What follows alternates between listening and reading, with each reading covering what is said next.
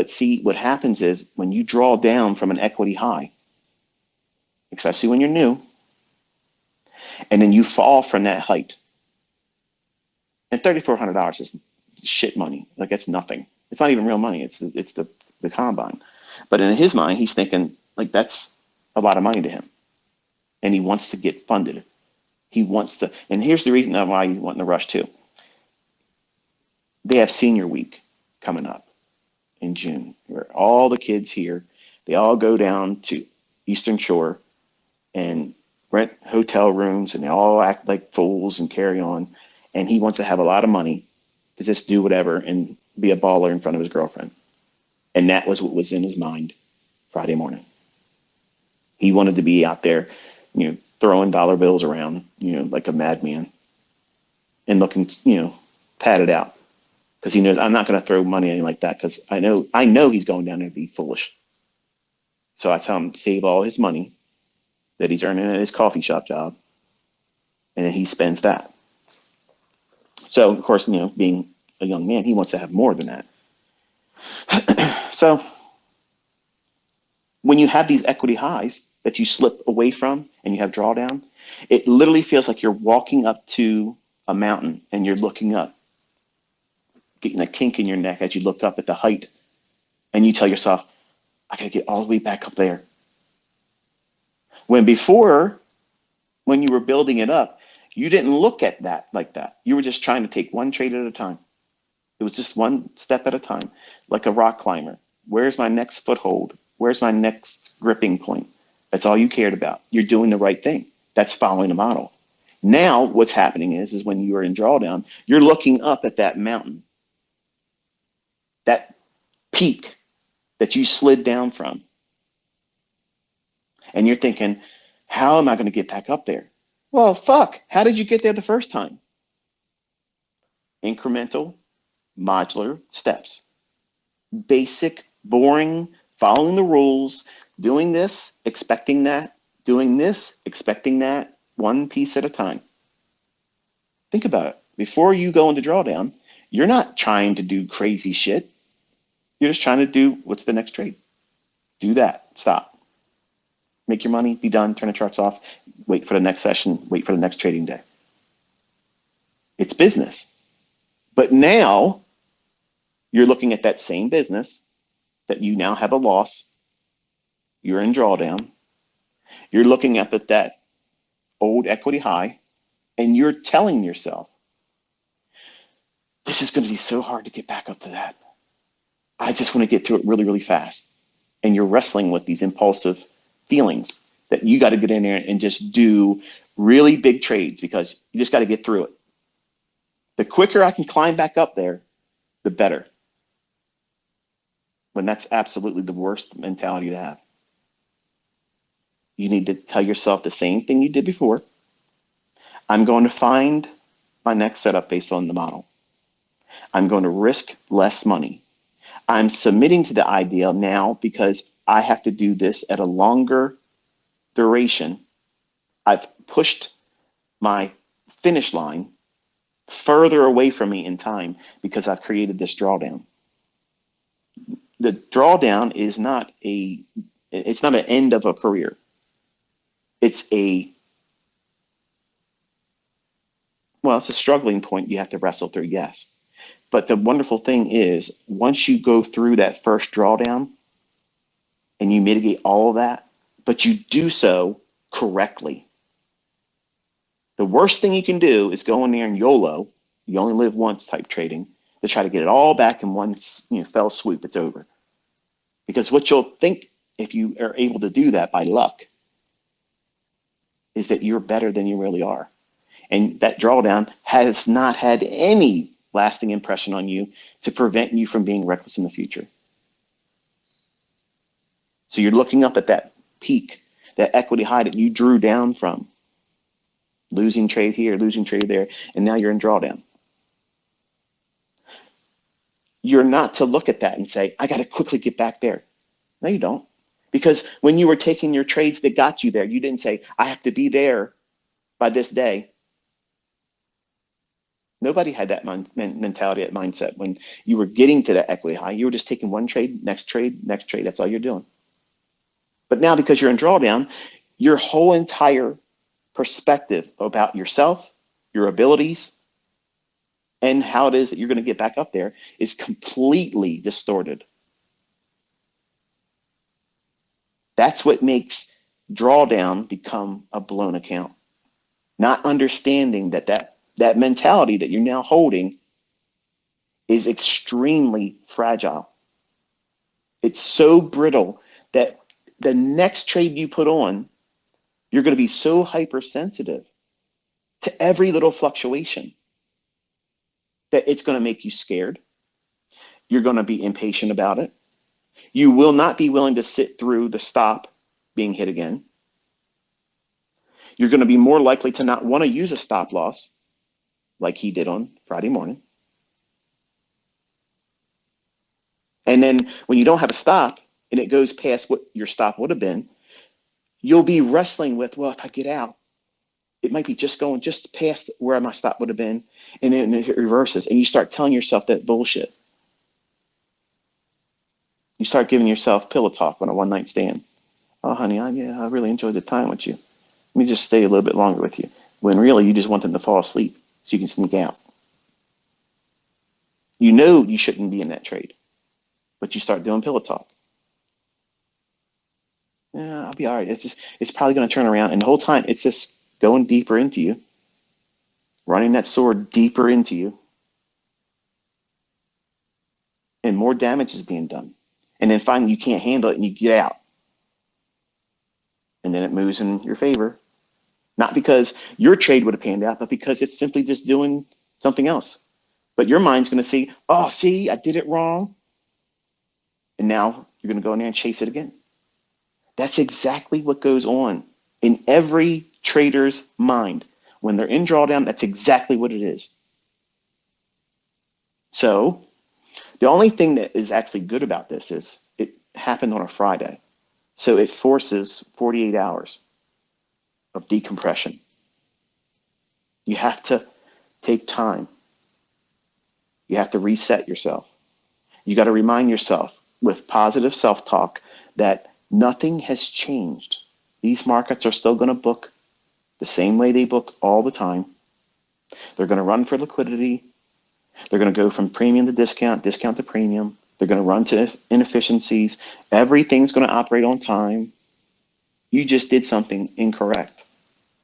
In this moment, because he's new, he doesn't have but just a couple of days of journals to look at. So he doesn't really have a plethora of experience of leaning back on when it was good. This is why it's essential for you to be demoing, well, not demoing, the journaling. That way, when you start practicing with forward testing and you feel like you have encountered a period where maybe they changed the algorithm, they're not changing shit, but you'll feel like everything's broke because you're just doing it wrong. And you'll feel depressed. You'll feel like you're not getting it. You go back to your journal and you read those entries where you saw this coming. The chart looks like this, and you feel better about it. And it gives you the motivation. It cheerleads you through it. He doesn't have that. So it's a lot harder for him right now because he's shamed, wanted to impress dad, wanted to do well, wanted to do something independent, all of himself. And then he did that. So $4,000 of what would be considered, drawdown is nothing. That's a morning session on a couple contracts for me. And I spent the afternoon on Friday basically explaining to him that, listen, like, even though Friday was a bit of a crummy day technically, like it was a lot of give and take, spotty price action. It looked like I was watching the Dow futures when I was looking at ES. And when I was working with my older students, we were watching some of the price action. It was just really weird. And I called out and marked out, with them and my son, several 5-handle runs here and there, back and forth. And I told him, I said, listen, don't be afraid because you did this to be able to go forward. Don't let it bog you down to make you feel like you're going to never be able to do this because you're going to tell yourself all this weekend that you made a mistake and you want to be able to go back in time and never have done it. It's every trader's regret. When they lose money. I think my dog see the deer outside. the we all want to go back in time and not push the button on that trade or start trading on that day when you knew really isn't anything in there to be trading, but I got time and get in and push the button. Maybe I'll get lucky and get some kind of a win. All those things we know after the fact, where hindsight's perfectly 2020, and you can go back and pinpoint what it is that you did wrong. He's experiencing that for the first time right now. He's having to come to grips with nobody did it. Nobody did it to him. And he's looking for some way internally how he can take the responsibility and place it on something outside of himself. Just like I did when I was 20, and just like you listening to me. Even the people that say I'm a fraud and my stuff doesn't work, that shit's the truth about you too. You want to find some kind of external reason why you fucked up because it's uncomfortable. And that's what this industry does. It's a perfect mirror. It's better than the mirror when you go to your restroom and you look at yourself in the morning, brushing your teeth, getting yourself ready. That mirror just shows you a reflection of you. This industry shows you who you really are, because you can lie in that mirror. You can comb your hair and put makeup on and shave your face and put contact lenses on that are a different color. You do all kinds of shit to change that. You can't wear a mask in this industry. All the masks fall off. As soon as you push that button, the real you is exposed. The real person inside of you, the person making the decisions, the one that's driving drunk behind the buys and the sells. That's it. That's the person that's responsible. And that sometimes is extremely difficult for an individual to take. It's extremely stressful. It's alarming sometimes when you discover, wow, I don't really have it all together. I thought I had it figured out. I had all these things, planned with all this success. And then when you put that trade on and you wrecked yourself, and then you tried to fix it, not knowing what it is you're doing, and then becoming impulsive, instead of realizing that, okay, I caused this situation, let me take a step back and slow down. That doesn't happen. It's speed up, do more of the same stupid stuff, and get worse. Why do you do that? Cortisol, adrenaline, and not knowing what you're doing. Remember, in your mind, it's the equivalent of you standing in your house with every wall on fire. The room you're in is filling up with smoke. It's an emergency. Outwardly, someone looking at you, they would never feel like that's what's going on inside your head. They happen to walk by, look at you at your trading desk. Yeah, you're in drawdown. Maybe you're not smiling, but they don't feel like you're going through any kind of emergency. But inside, the whole fucking world's coming to an end. And then what are you doing? You're trying to put out all those fires. That's what he experienced. That's what I experienced every time I blew an account. That's exactly what you experience all the time too. Send me a tweet and tell me, hell yeah, if that's exactly what you've encountered when you blew your account. And you'll see, you're not the only one. Everybody has gone through this at least a dozen times. Not just once, a dozen times. And until you get to that point where you know your model and you have mastered yourself, 18-year-old kid, especially a male, man, he's never going to be in control of himself. Not at 18. There's too many chemicals, being pushed through his natural development. I mean, he's at the he's at the peak of his testosterone too, so he feels like he can do everything, like he's superhuman. And that's why it's a little bit harder of a prick to his ego and pride when any failure comes, because he thinks that it should be the same feeling he has when he does anything else and succeeds at.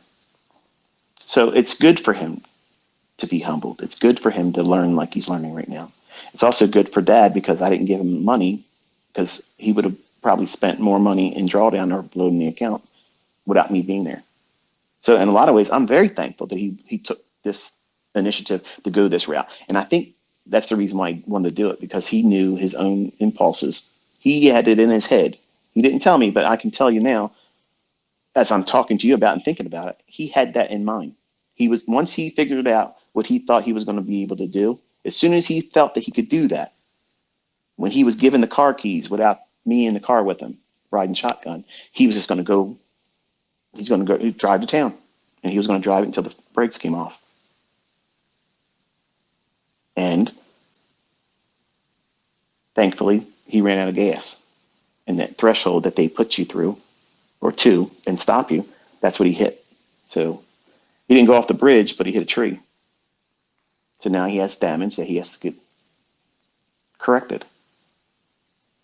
Still has the car to drive, 149,000 of that funded account thing, but I think it's like 147 something. Okay, but he has to be very careful.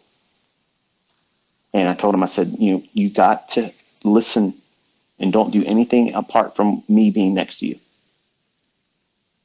You don't have to do a reset.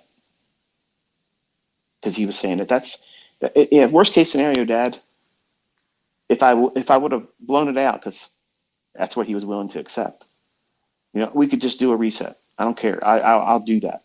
But I just wanted to get it back right away. Why? Why did you feel like you have to get it back right away? Because I felt like I had to get it back. It just felt like I had to. No, you were telling yourself that. Nothing has to happen. Nothing. Nothing has to happen. You have to be comfortable between trades. You cannot have any kind of overwhelming impulsiveness to get in there to make something back or make something more. If you're doing that, that's the improper mindset. You are gambling. I promise you, if you're listening to me right now, if you are unstable and highly emotional, impatiently waiting to get into a trade, the best advice I could tell you is go do something else for 30 minutes. Come back. If you miss the move, who cares? That's not the last trade that's going to form.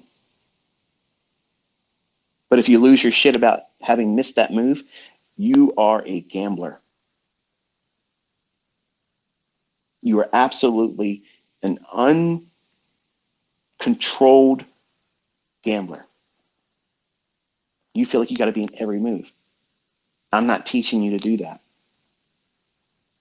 And yesterday afternoon, I basically sat down with my son, and my older students they were privy to what I was doing.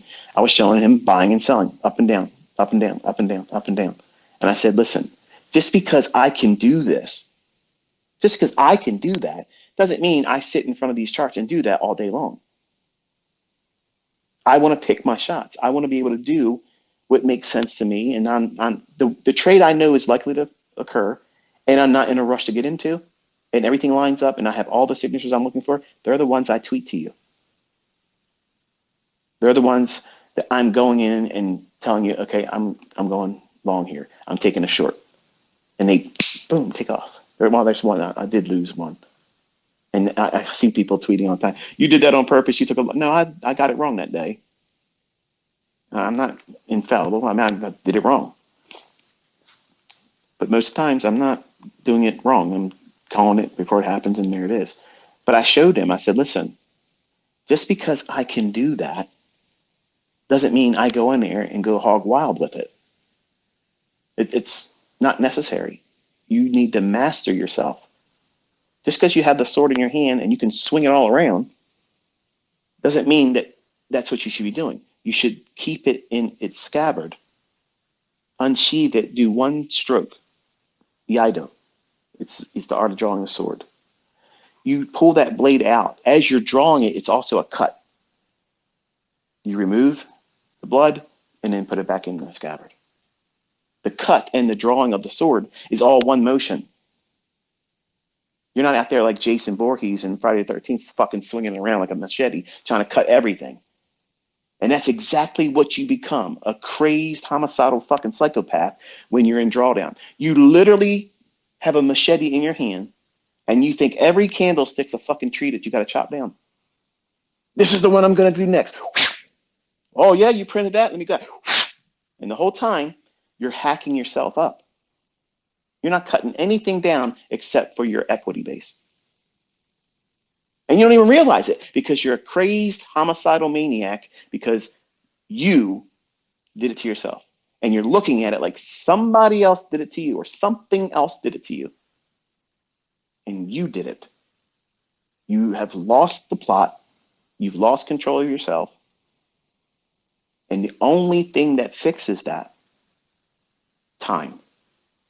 You have to separate yourself, move away from the stimuli that's causing you to want to do those things, ground yourself, let the adrenaline and the cortisol burn off.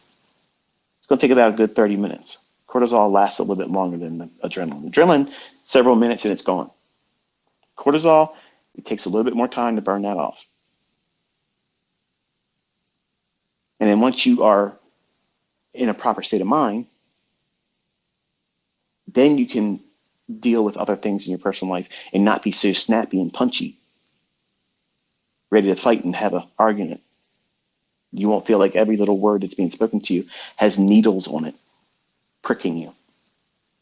You won't argue with your spouse. You won't yell at your kids. You won't kick the dog. You won't get fired at your job. But when you're looking at that drawdown and you're staring up at it like it's a mountain that you're never going to be able to climb back up, and you have to hurry up and get back up there, like that's the thing that has to happen. Stop and listen to me for a second, okay? Nothing has changed. Everything is exactly the way it is right now and how it was exactly the same way when you were at the equity high.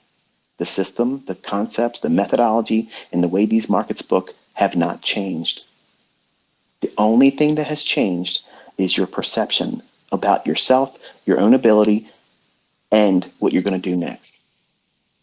See, you have a sense of heightened concern. You had a house fire. You want to hurry up and get your house restored. Does it happen like that in real life? No. You lose some things that you can't get back. That sense of I'm doing everything right, this feels great, this is a lot easier than I thought it was while you were making that equity high. Now you have loss. You didn't need to second guess yourself in the beginning, but now you have to second guess yourself. Am I going to do that to myself again? What am I going to do? If this trade turns against me, how am I going to feel? See, now you have that in your mind now. And you're feeling it when you don't know how to trade, which causes a great deal of anxiety, performance anxiety. And it's easy to talk yourself out of ever staying with this when that happens. And a lot of people quit.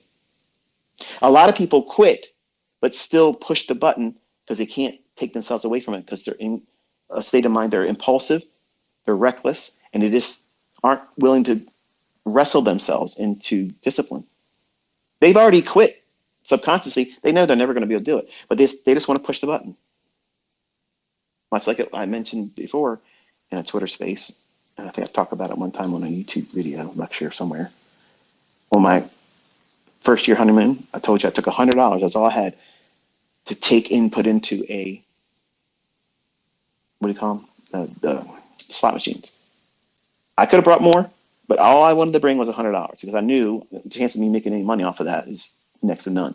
So I limited myself to $100. And I tried eventually, after being there for hours, trying to lose the $100. Like I was down, just wanted to be done with it, but I didn't want to walk away because I was like, this is stupid. Like I just want to lose it and be done. That's exactly what happens when you trade with the state of mind that my son has right now. You want to be able to say that you got pushed out of it by some external force. Yeah, stupid brokers. Yeah, the stupid market makers. They did it to me again. They got my stop. Oh, because then it makes it a lot easier to deal with. You didn't mess up. It was somebody else that did it to you. You didn't do anything wrong. You did everything wrong. You did everything wrong. And you have no sense of responsibility. And unfortunately, in this industry, responsibility is always yours. It's yours. It's not mine as the mentor. It's not your broker's. It's not the funded account company. It's not the company that you keep. It's not your spouse.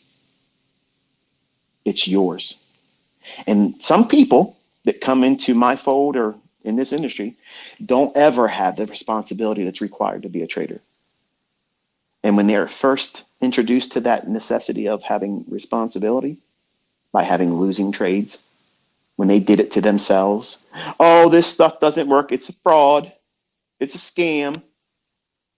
Despite how many times have I shown you beforehand what's going to happen.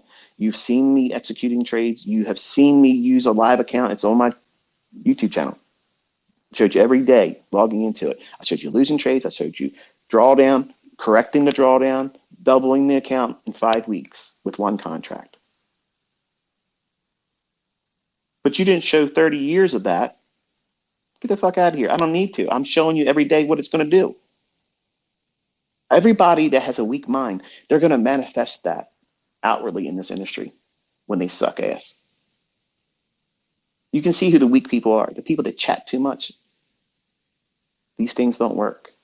These things aren't profitable. These people are broke. They're in that state of mind that my son's feeling right now, and they never got out of it. They never got out of it. They're the guy that never got picked to be on the team. They're the last one picked, and they got a chip on their shoulder. My son has a chip on his shoulder right now. And I'm eager to see how he contends with that because he's extremely competitive, very competitive. He has told me to my face, and I love it. He goes, Dad, I'm going to be better than you. And damn it, I fucking want to see it. I want to see it. I want to do everything I can to make that fucking happen. I want that. I want to see it. I hope I live long enough to see him smoke my ass and be able to do it way better than me. I want that. And how he handles this moment right now, this one here, it's like a ember. It's not a flame. It's just a small little ember. And I'm trying to handle it extremely delicately. I don't want it to go out, but I also don't want to drop it into a combustible liquid that would turn into a wildfire, because then you get reckless, screw jobs like you see on the internet. They're just wired differently now because they're bent. They're not successful. They go around calling everybody a fraud, and they don't produce anything to show that they can be a trader that's consistent. The only thing to talk about is toxic stuff, pointing out anything that's could be viewed as subpar, but not acknowledging the things that are working and being called into account before it happens. I want to keep his passion burning. Like, I don't want to smolder it, which is why I said earlier, I want to jump his ass as his dad. Like, you fucked up, but it's not the right time to do that. When we get back to the equity high, then I'm going to chew his fucking ass out. He'll be in a better position because he can see, okay, yeah, I get it, Dad. I watched what we did to get it back here. It's fine. Now it makes sense. But if I kick him in his face, rip his head off and shake him by the lapels while he's feeling what he's feeling now, the only thing that would do is make him feel worse about what he's done. And that's just going to compound that loser's mentality that could really stay with him longer and create much more of a hardship for him to learn because he'll have a scar. See, he's not looking at me as the reason that I didn't inflict the scar that he's going to have. I didn't create that for him. He's going to walk through his career now knowing that he himself did that. So I'm allowing this condition to do what it does in everybody, but also I'm going to coach him, encouraging him along as his dad and also as an inner circle trader. Yes, it sucks, but you got to fucking suck it up, Buttercup, because this is exactly what it's like the rest of your fucking career. When you go into drawdown, it is never fun. It's not fun, but I'm not, oh, I'm going to lose my mind. I'm losing money. I have a losing trade. Oh, this sucks. Fuck that. Okay, I got that one wrong. What am I going to do next? Done. Handled. I have a process. He doesn't have a process. You didn't have a process when you went into drawdown, and then when you eventually blew your account, you had no process. You were in that burning house, and you were trying to put out the house fire because you didn't want all of your loved ones' things and your things, the things that you treasure in your life. You didn't want to see them all go up in smoke because you can't replace them. That's exactly what you're thinking about with that equity high. You think that's a family heirloom that you can't replace. The fuck out of here. That thing is something that you're going to go past. All this is a slingshot. Drawdowns are a slingshot. You go up to an equity high, you draw back to get more energy, and then let it go. Boom! New equity high. Eventually, you draw down again. Okay, that's no problem. I'm drawing down like a slingshot. And then, boom! New equity high.